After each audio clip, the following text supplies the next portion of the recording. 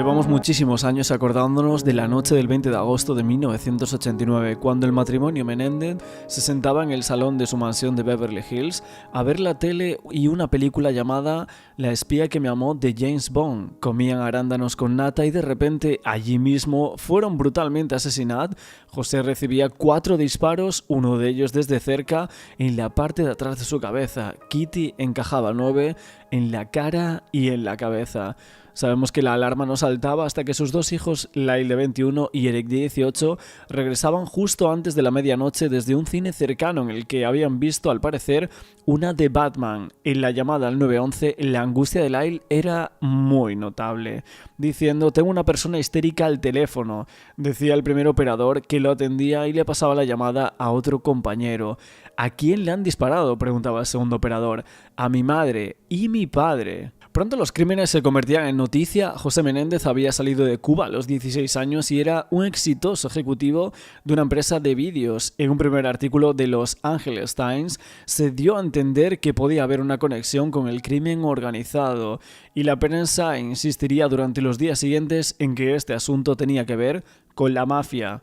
Aunque, mientras tanto, a Robert Rand, un reportero del Miami Herald y que evidentemente fue muy conocido por este caso, le encargaron que fuera a California para dar otro posible enfoque a los hechos. El exitoso Menéndez quería picar más alto, convertirse en el primer senador de origen cubano en los Estados Unidos.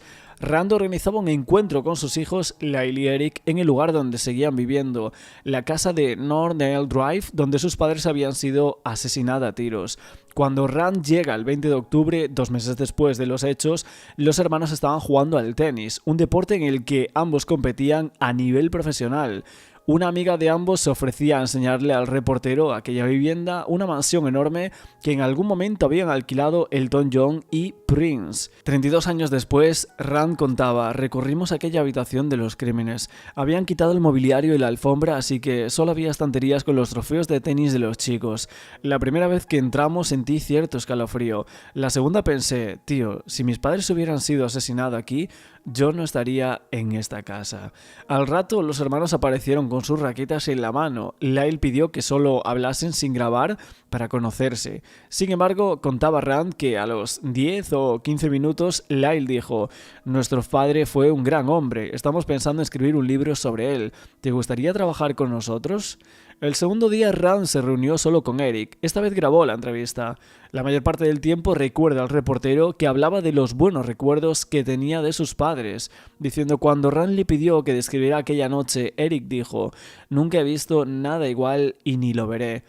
¿Eran de verdad? Parecían de cera. Nunca había visto a mi padre indefenso. Espero que fuese rápido. Posiblemente si Lyle y yo hubiéramos estado allí, podríamos haber hecho algo. Es que mirando hacia atrás, con lo que luego se supo, parece bastante increíble que Eric Menéndez hablara así de sus padres durante 3 horas y media de entrevistas, diciendo que estaba muy relajado. Esto lo reflexiona Rand, diciendo que había contado muchas anécdotas cariñosas sobre 2 personas que parecían importarle muchísimo. El reportaje de Rand, publicado el día de Nochebuena, cerraba con Eric Menéndez explicando cómo querían honrar la memoria de su padre, y así el reportero lo resumía diciendo: Lyle se proponía ser presidente y Eric se presentaría para el Senado. 3 meses después de aquella entrevista, Lyle y Eric eran acusados del crimen de sus padres. Bob Rand is an author and UPN News 13's trial consultant, and obviously a very different outcome this time, Bob. A very different outcome, Tony. The conclusion of the second trial may have been foreshadowed before opening statements were ever delivered last October. This time, LA County prosecutors challenged the defense at every turn. They called it the abuse excuse defense, but this was not a molestation trial. Jurors were faced with a basic legal question.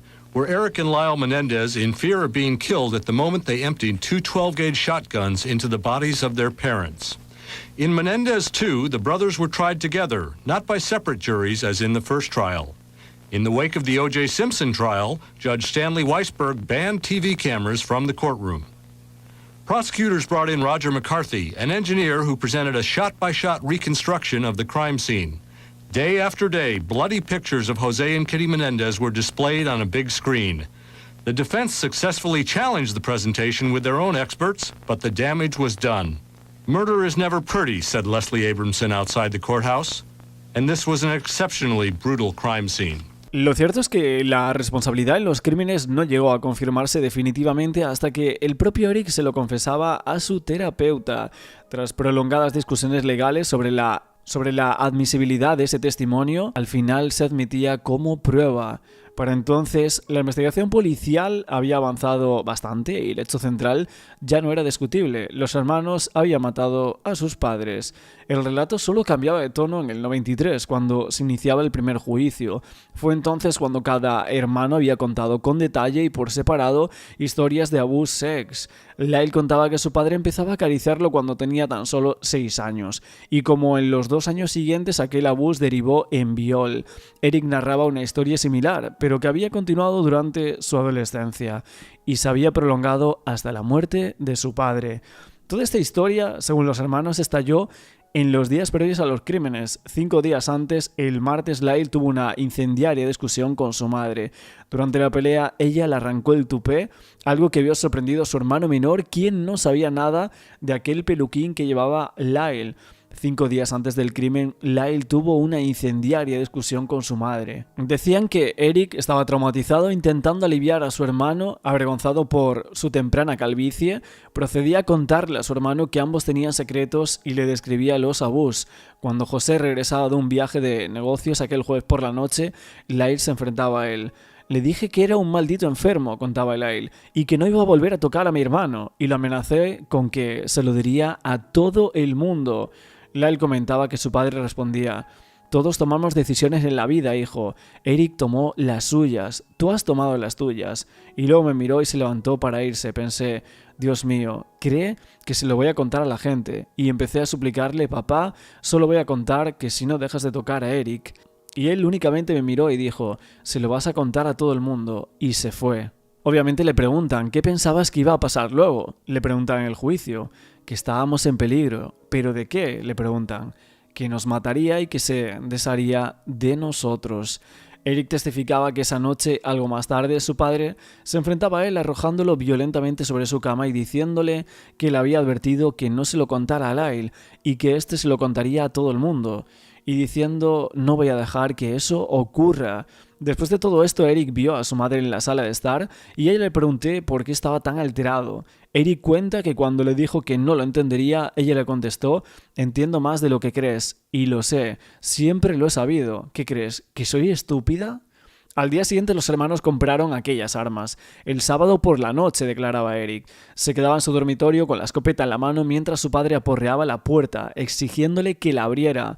A la noche siguiente, tras un enfrentamiento cara a cara con sus 2 hijos, José y Kitty entraron en la sala de estar, cerraron la puerta y los hermanos cogieron aquellas armas. Lyle comentaba: es difícil describir lo que sentí. Pensé que seguían adelante con su plan de matarnos. Creí que íbamos a morir. Entonces Eric y Lyle entraron en el salón y empezaron a disparar. Al principio esta línea de defensa tuvo cierto éxito. El jurado era incapaz de ponerse de acuerdo sobre si los hermanos eran culpables de crimen o de homicidio, y es que el juicio fue declarado nulo en primera instancia. Para la sociedad de los 90... ya los había condenado a los hermanos. Consideraban que los abusos eran una invención. De hecho, el famoso abogado Alan Dershowitz acuñó en una columna de prensa una frase que se hizo muy famosa, diciendo: la excusa del abuso. De todos modos, el paréntesis judicial solo fue temporal. En el 95 comenzó un segundo juicio. Esta vez sí se permitieron menos testimonios sobre abusos y traumas familiares, y la acusación se centró en la horripilante escena de la muerte e insistía en que, incluso en el caso no probado de que hubiera habido abusos, el jurado tendría que creer, para no condenarlos por crimen, que los hermanos estaban en peligro inminente. Resultado es que Lyle y Eric fueron declarados culpables de crimen en primer grado y condenados a cadena perpetua. Incluso se rechazó su deseo de ser encarcelados en la misma institución. Se argumentó que incluso en aquel momento, entre rejas, podrían conspirar para futuros crímenes. En el año 2018, el periodista que había estado allí desde un inicio, Robert Rand, publicó un libro muy bien documentado sobre la historia. Tras la detención de los hermanos, el periodista empezó a visitarlos en la cárcel de Los Ángeles y cubrió 2 juicios. Incluso en aquel entonces, y pese a aquel extraño primer encuentro, había creído en sus relatos. Él decía: entrevisté a todos los miembros del jurado después del primer juicio. Todos los hombres me dijeron lo mismo, una variante de, bueno, un padre nunca le haría eso a sus hijos. Sin embargo, no fue el libro de Rand el que desencadenó el interés reciente por los hermanos Menéndez, y es que el propio reportero se dio cuenta a finales de este año pasado de que algo más estaba ocurriendo cuando su hijo adolescente se le acercó una tarde y le dijo: papá, tienes que echar un vistazo a TikTok. Es una locura, está lleno de vídeos de los hermanos Menéndez. Gran parte de esos contenidos sobrepasan los límites del buen gusto, con comentarios más bien vulgares referidos a su atractivo físico. Sin embargo, no todo el contenido es así. Hay muchos vídeos de TikTok y de otros canales de YouTube que se centran en los testimonios y las pruebas de esos juicios. Y es que habían contribuido estos reporteros a difundir la cobertura con varios artículos que publicaba en febrero en el New York Times. Hay que decir que en los últimos 5 años el periodista ha mantenido un contacto regular con Lyle. Normalmente decía que hablaba con él de todo menos del caso, pero que ahora también lo hacían sobre las opciones legales que tenían, que son solicitar un indulto o presentar nuevas pruebas que pudiesen llevar a un nuevo juicio. But the biggest change in the second trial was who the jury didn't see. Break me. Lyle Menendez, so compelling that even the strongest prosecution supporters had momentary doubts, did not take the witness stand. Eric Menendez, a stronger witness than the first trial, tried to carry the burden for both brothers. Jurors also didn't hear from over 40 teachers, coaches, and family friends who appeared at Menendez 1. The judge just whittles away at our defense, makes it smaller and smaller and smaller, and then when it gets so tiny, he says, well, that's not worth very much, and tosses it away. It's unbelievable. For the defense, it was a crippling decision. But the harshest blow came on the final day of the trial when Judge Stanley Weisberg ruled that jurors could not consider a manslaughter conviction for Kitty Menendez as they had in the first trial. Leslie Abramson angrily declared in court that she had been incompetent in representing her client and wanted that on the record. Outside the courthouse, she angrily spoke with reporters. You know, enough already. Surprised he doesn't just take out a rifle in the courtroom and shoot him. And you blame it on the fact. In the past few days, Lyle Menendez told me he was hoping for a second-degree murder conviction. He thought Eric's jury might hang. Lyle Menendez also told me that the brothers are hoping to stay together if they are sent to state prison. El material que Rand saca a la luz refuerza las palabras de los hermanos, su insistencia en que no solo se habían producido los abuse sex, sino que se los habían contado a terceras personas antes de los crímenes. Ya hubo algunos testimonios en el juicio en este sentido. Por ejemplo, un primo lejano dijo que cuando tenía 8 años, Lyle le había dicho que él y su padre se habían estado tocando ahí abajo. Su primo Andy Cano testificó que Eric le había hablado en los masajes de su padre cuando tenía 12 años y Andy 10. Además, hay una carta. En el 2018, cuando el periodista revisaba una caja en la casa de su tía, el de los Menéndez, encontró una carta manuscrita supuestamente por Eric a su primo Andy, 8 meses antes de los crímenes, que incluía el siguiente pasaje: he estado intentando evitar a papá, pero ahora es peor, no puedo explicarlo, no sé cuándo va a pasar, me estoy volviendo loco, tengo miedo, no conoces a papá como yo, él está loco, todas las noches me quedo despierto pensando que podría entrar. Evidentemente nos preguntamos si podría esta carta y las nuevas pruebas cambiar las cosas, incluso si fuera considerada tan relevante como para abrir un nuevo juicio. Eso no llevaría necesariamente a un veredicto diferente, pero evidentemente nos preguntamos si podría provocar una marea de simpatía enorme a su favor, como así está pasando actualmente. De hecho, en cuanto a las nuevas pruebas, la gente que sabe bastante de este caso y que se ha visto muchísimos de los artículos publicados desde el año 1990, pues actualmente también se habla de la señora y el señor Menéndez. No sé si os acordáis, pero uno de los últimos vídeos que habíamos hecho por aquí comentamos la historia de la Madame. Y es que esto nunca se mencionó en ninguno de los dos juicios. Hay que decir que en el libro Blood Brothers, The Inside Story of the Menendez Murders, los autores Ron Sobel y John Johnson escribían en la página 300 que durante el primer juicio de los Menéndez, una prostituta se puso en contacto con el programa de televisión Hard Copy y afirmó que José Menéndez había sido cliente suyo y que tenía una preferencia por la brutalidad. Se rumoreaba que el programa le había pagado a la mujer $5,000 por aquella historia, una historia que aparecería más tarde en tele.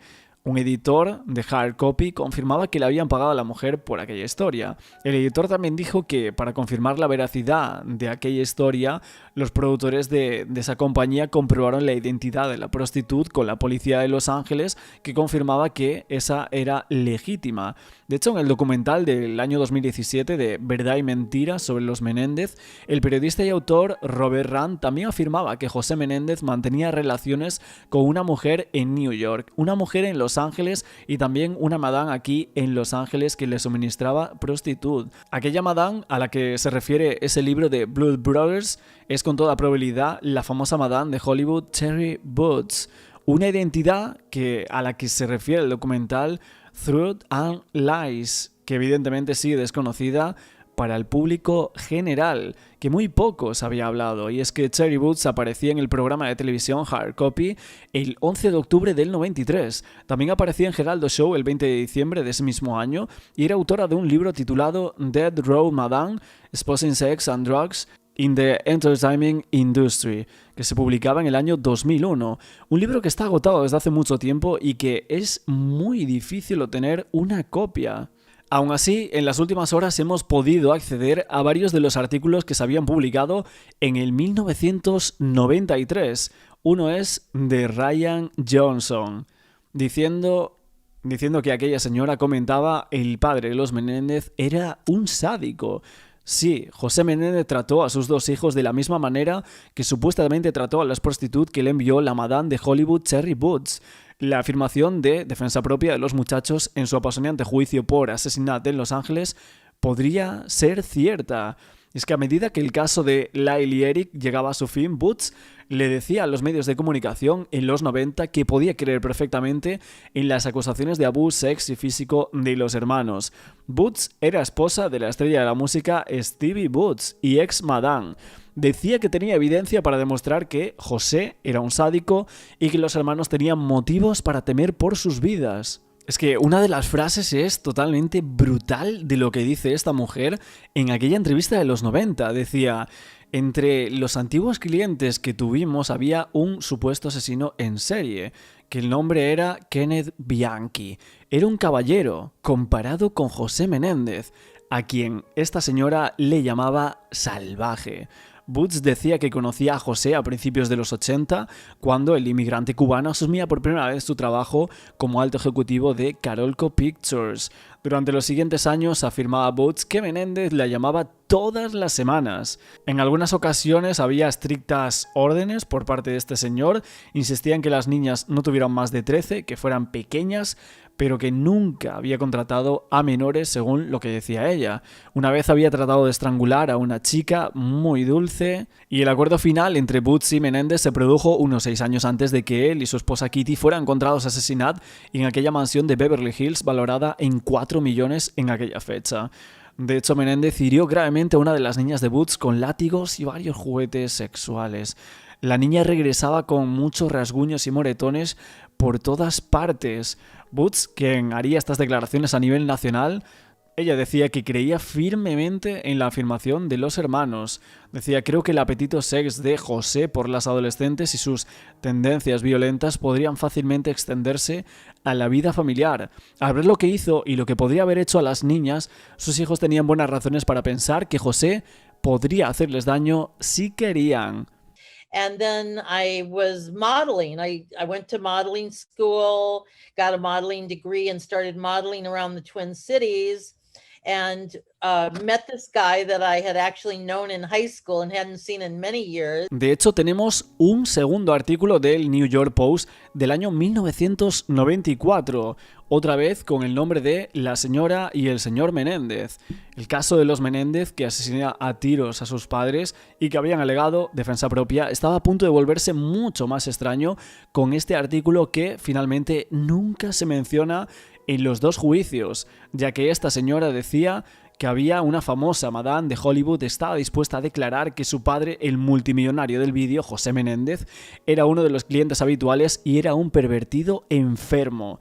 Cherry Boots, la ex Madame, compartía por primera vez esta historia y confirmaba que los abogados de uno de los hermanos, Lyle Menendez, se había puesto en contacto con ella. Ella decía: no quiero entrar en este tribunal de Van Nuys, me trae demasiados recuerdos horribles. Cuando se trataba del mismo tribunal en el que en el 87 Boots fue condenado a 4 años de cárcel por prostituta. Pero si me necesitan entonces prestaré declaración, afirmaba. No quiero que nadie sea condenado injustamente y tengo algunas cosas importantes que contar sobre el padre de los chicos. Boots afirma que Menendez se destacó entre sus más de 2.000 clientes adinerados, diciendo que José era muy cruel, era perverso y dominante. Me di cuenta de que algo andaba mal cuando mis hijas decidieron no volver a tener citas con ese señor. Las interrogué al respecto y me contaron toda la historia. Pero me enteré de lo que estaba abus físicamente de mis niñas, que era un pervertido enfermo, y lo excluí de nuestro servicio. Con respecto a la referencia en el artículo de junio del año 94, a la que los abogados de Lyle Menendez parece que se acercaron a Cherry Boots, esta Madame, y le pidieron que testificara en el segundo juicio de los hermanos. Es obvio que parece que no teníamos conocimiento alguno de ninguna audiencia judicial en el 94-95 en la que se mencionara el nombre de Cherry Boots, cuando parece que en este caso los comentarios que hacía esta señora eran bastante claves. Sin embargo, hubo una cobertura mediática bastante limitada en las audiencias que tuvieron lugar entre el primer y segundo juicio, por lo que es bastante posible que el nombre de Boots se mencionara en el tribunal en algún momento. Tenemos que hablar también de aquella cena venenosa, porque en el primer juicio de los Menéndez, ambos hermanos testificaron que su madre amenazaba con envenenar a la familia, y una exnovia de Lyle, llamada Tracy Baker, testificaba que había estado presente en la casa de los hermanos en Beverly Hills para una cena bastante inusual. Después de aquellas conclusiones del primer juicio, surgía una nueva prueba en forma de una carta dirigida a Tracy Baker. Nos preguntamos quién escribía la carta y qué decía. Evidentemente comentáramos eso, pero queríamos ahora describir los hechos en orden cronológico en el que se habían desarrollado ante el público, así que empezábamos evidentemente con el testimonio del primer juicio sobre el tema de la amenaza de Kitty Menendez de envenenar a su familia. Lyle decía amenazaba con envenenarse a sí misma y a todos, es decir, a mi padre, a Eric y a mí. Obviamente le preguntaban que cuándo se habían hecho estas amenazas de envenenarse a sí misma y a todos los demás, y Lyle decía que en el 87 y luego en Beverly Hills. Vivía en el 87 en la casa de Calabasas, que era una casa de alquiler, y dice que tiene bastantes recuerdos específicos de algunas de esas conversaciones en aquella casa, como los gritos, las amenazas de su padre y diciendo que no confiaba en ella y hasta el punto de que a veces se negaba a comer la comida que ella había servido y que de hecho los hermanos se iban. Ante el testimonio de Eric Menendez también, en el interrogatorio directo sobre la cena en la que estuvo presente Tracy Baker, se había celebrado una audiencia sin la presencia de los jurados. Durante esta audiencia, los abogados defensores le dijeron al juez de primera instancia, Stanley Weisberg, que querían llamar a Tracy Baker para que testificara sobre 4 incidentes. Hay que decir que había un incidente en el que ella estaba cenando en la casa de los Menendez. La cena venenosa. El juez de primera instancia interrumpía a Lansing y declaraba que ya estaba familiarizado con el incidente a partir de uno de los informes de la defensa fechado el 25 de diciembre del 93. A continuación se presentó un grave argumento sobre la admisibilidad del testimonio y el tribunal de primera instancia dictaminaba si había pruebas presentadas por uno de los acusados en su testimonio sobre ese incidente en particular. Entonces que su decisión sería que eso se corroboraría y sería admisible. Esos incidentes eran el que Eric Menendez describía en su testimonio anterior. Otro de los incidentes sería el segundo, sobre el que la defensa quería que Tracy Baker testificara y se refería a un incidente en el que la señora presenciaba como José Menendez amenazaba a Craig Cignarelli, que era amigo de Eric. El juez de primera instancia lo declaró admisible. El tercer incidente sobre el que la defensa quería que Tracy testificara se refería a su presencia en la cena de acción de gracias del 88. La abogada defensora Jill Lansing dijo al tribunal que Baker testificaría que Lyle bendijo la mesa antes de la comida y luego indicó que esperaba que su familia le diera la bienvenida a Baker. Lansing argumentaba que este incidente sería corroborativo del estado de ánimo de Lyle Menendez con respecto a la necesidad de que la gente fuera aceptada por su familia para poder tener una amistad con ellos. Yeah, I believe he was also there all, if not one or two of the times he may not have been, but I believe he was. during one of the, did you spend time at the Menendez home? Yes. During one of the times you were at the Menendez home during this time period, did something unusual happen involving Mr. Menendez and a friend of Eric's? Yes. Okay, where were you when this event occurred?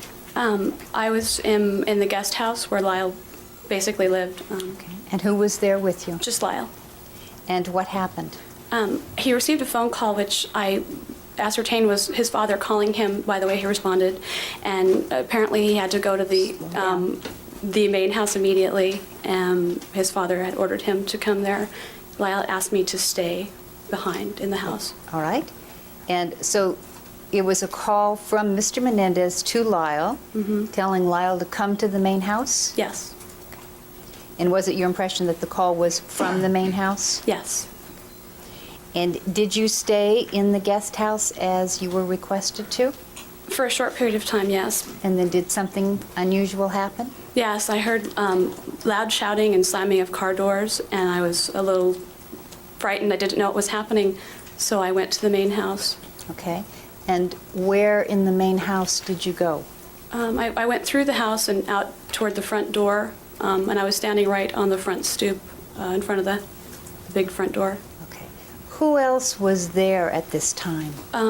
Eric, Lyle, Mr. Menendez, I believe a family friend, Ed Fenno, was there, myself, and I believe Mrs. Menendez was also standing in the front foyer, not actually outside, but... La Fiscalía objetaba este incidente como un rumor interesado y el Tribunal de Primera Instancia sostuvo la objeción de la Fiscalía y lo excluyó del incidente por ser irrelevante y no probatorio de ninguna cuestión en disputa del caso. El cuarto incidente sería sobre el que la defensa quería que Baker testificara, era el comportamiento de Kitty Menendez hacia Tracy Baker en relación con el interrogatorio de Baker sobre la naturaleza de su relación con Lyle y el hecho de que su madre Kitty agrediera físicamente a esta mujer.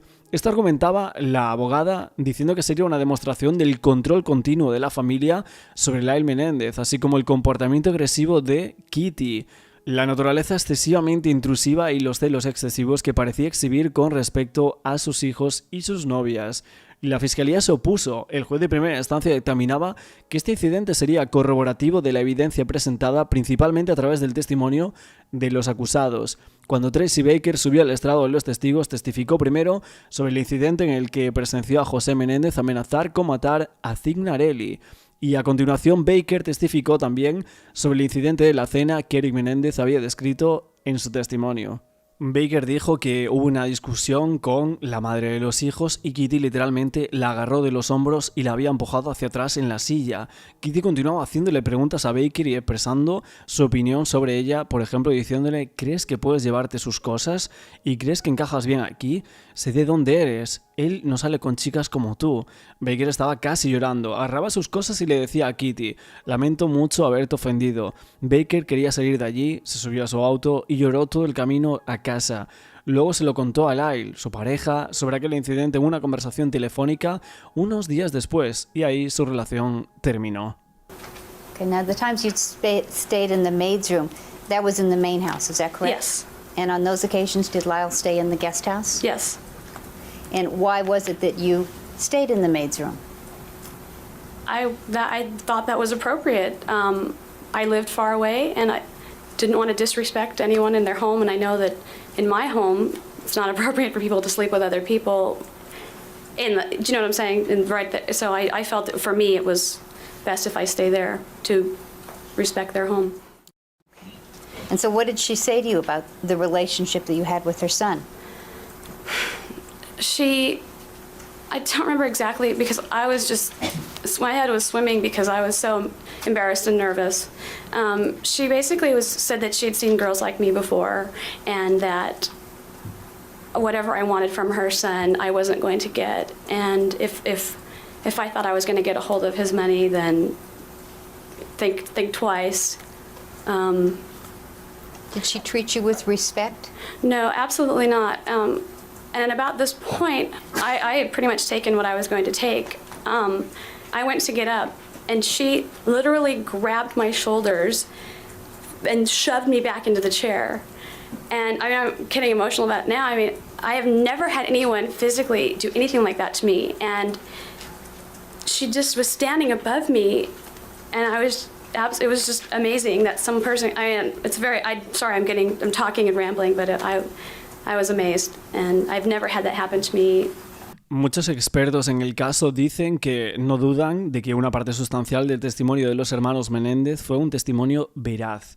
Tampoco muchos periodistas y expertos dicen que si no tenían dudas de que ambos hermanos habían dicho mentiras en el estrado de los testigos, que reconocían que habían sufrido una infancia terrible, que muchos creen que José Menéndez era un pedófilo que había abusado de sus hijos y supuestamente de otras personas, y que tampoco estaríamos seguros de si las acusaciones de abuso sex hechas contra Kitty Menéndez eran ciertas.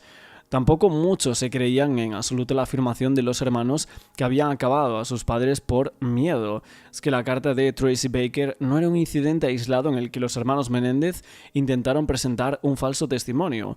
Tenemos que hablar también de un artículo del National Enquirer del 9 de abril del 1996, que tiene una historia que por la forma en la que se le indicaría y haría creer que un miembro o miembros del jurado habían discutido deliberaciones y ciertas opiniones y conclusiones a las que llegaba el jurado con alguien sobre este caso. Ya sea el periodista del National Enquirer directamente o con otra persona que luego le daba la información a este medio, diciendo: creemos que esto requiere una investigación. No estoy seguro de cómo hacerlo, pero sí es cierto que la impresión de esta historia es que uno de los jurados ha estado hablando. Eso es claramente una mala conducta del peor tipo.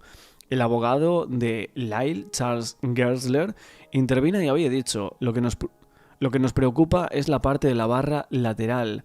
La revista fue marcada como prueba 462 y se celebró una breve audiencia a puerta cerrada sobre esto. El juez ordenó que la transcripción de la audiencia fuera sellada. El asunto nunca volvió a plantearse en aquel tribunal y no sabemos si la defensa llevó a cabo alguna investigación al respecto.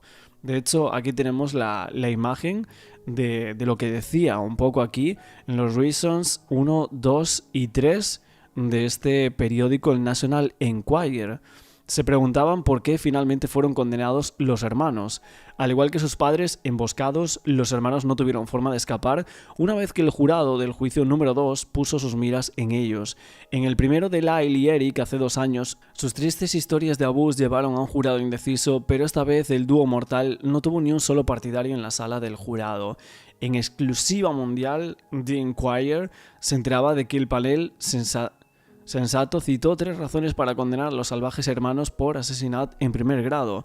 La razón 1, Lyle y Eric ya eran adultos, si tenían coches de lujo, si sus padres maltrataban terriblemente a sus hijos, ¿por qué no se escaparon?